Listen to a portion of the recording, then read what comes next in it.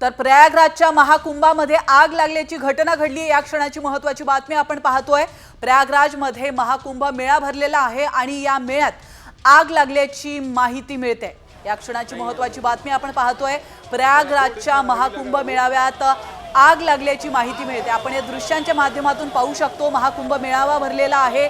लाखोंच्या संख्येने भाविक या ठिकाणी दाखल झालेले आहेत आणि या दरम्यान ही आग लागली आहे। या आगीचं कारण अद्याप कळू शकलेलं नाहीये।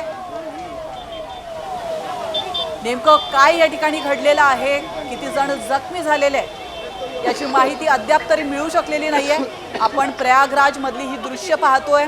महाकुंभ मेळा या ठिकाणी भरलेला आहे। मोठ्या प्रमाणात सेलिब्रिटी देखील या ठिकाणी येताना पाहायला मिळतात। मोठ्या संख्येने भाविक प्रयागराज मध्ये दाखल होत आहेत। दिवसेंदिवस भाविकांची संख्या वाढत चालली आहे आणि त्या पार्श्वभूमीवर अतिशय महत्त्वाची आणि धक्कादायक माहिती समोर येते। प्रयागराजच्या महाकुंभ मेळ्यात आग लागल्याची घटना घडली आहे। अतिशय मोठ्या प्रमाणात ही आग लागलेली आहे।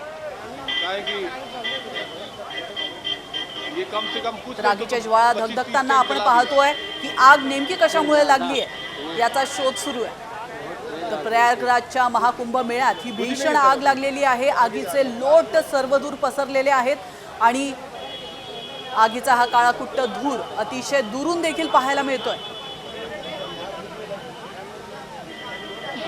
तर लाखोंच्या संख्येने गर्दी असलेल्या प्रयागराज मधील कुंभमेळ्यामध्ये ही आग लागलेली आहे। त्यामुळे चिंतेचं वातावरण या ठिकाणी निर्माण झालेलं आहे।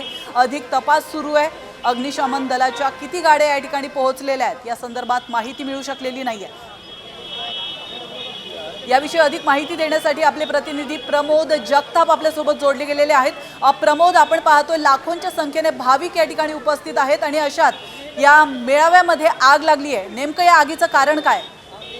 आगीचं कारण अद्यापपर्यंत समजू शकलेलं नाहीये। प्राची पण असं असताना प्रयागराजमध्ये मागच्या काही दिवसांपासून जो कुंभमेळा सुरू आहे त्यासाठी कोट्यावधी भाविक जे आहेत ते प्रयागराजमध्ये आल्याचं आपल्याला बघायला मिळालेलं होतं। प्रामुख्याने जर आता सांगायचं जर झालं तर जी माहिती मिळते त्या माहितीनुसार साधारणतः 19 ते 20 गाड्या ज्या आहेत म्हणजे फायर ब्रिगेडच्या गाड्या त्या ठिकाणी पोहोचलेल्या आहेत आणि आग विझवण्याचे प्रयत्न चालू असल्याचं आपल्याला बघायला मिळते। खूप मोठ्या प्रमाणामध्ये भाविक आल्यामुळे सुरक्षिततेची व्यवस्था जी आहे ती केली गेलेली होती, पण असं असताना आग लागलेली आहे। जी प्राथमिक माहिती मिळते त्या माहितीनुसार शॉर्ट सर्किटमुळे ही आग लागली असू शकते अशा पद्धतीची देखील माहिती मिळत आहे। पण त्याच्यावरती आतापर्यंत कुठलेही कन्फर्मेशन प्रयागराजमधील जे अधिकारी आहेत कुंभमेळ्याचे अधिकारी त्यांच्याकडनं मिळू शकलेलं नाहीये। प्रामुख्याने जर सांगायचं झालं की प्रथम प्रायोरिटी हीच राहिलेली आहे की आग लवकरात लवकर कशा पद्धतीने विझवता येईल आणि त्या ठिकाणी जे भाविक होते त्या भाविकांना दुसऱ्या ठिकाणी घेऊन जाण्याचे प्रयत्न अधिकाऱ्यांकडनं किंवा फायर ब्रिगेडच्या अधिकाऱ्यांकडनं केलं जात असल्याचं बघायला मिळते। साधारणतः 20 गाड्या 19 ते 20 गाड्या तिथं पोहोचलेल्या आहेत। आणखी काही गाड्या त्या ठिकाणी मागवलेल्या आहेत आणि आगीवरती नियंत्रण मिळवण्याचे प्रयत्न शर्थीचे प्रयत्न फायर ब्रिगेडच्या अधिकाऱ्यांकडून सुरू असल्याचं बघायला मिळते। नक्कीच प्रमोद, मात्र या सगळ्या दुर्घटनेमध्ये या आगीमध्ये कोणी जखमी झाल्याची माहिती मिळते का? कुठली जीवितहानी झाली आहे का? नाही, आतापर्यंत तसं कुठलीही माहिती समोर आलेली नाहीये। फक्त प्राथमिक हीच माहिती मिळते की टेंट लागलेले होते त्या ठिकाणी, कारण भाविक मोठ्या प्रमाणात आलेले होते। भाविक मोठ्या प्रमाणात त्या ठिकाणी आलेले आहेत, त्यामुळे त्या भाविकांच्या राहण्याची व्यवस्था टेंटमध्ये प्रशासनाकडनं केली गेलेली आहे। त्यामुळं टेंटलाच आग लागल्याची माहिती मिळते। आतमध्ये नेमकं त्यावेळी कोण होतं, किती लोक त्या ठिकाणी अडकलेले होते, कोण जखमी झालेला आहे का, त्याच्या अद्यापपर्यंत कुठलीही माहिती समोर आलेली नाहीये। पण प्राची आपण दृश्यांच्या माध्यमातून जर बघितलं तर आगीचे लोळ खूप मोठ्या प्रमाणामध्ये बाहेर निघल्याचं आपल्याला बघायला मिळतात।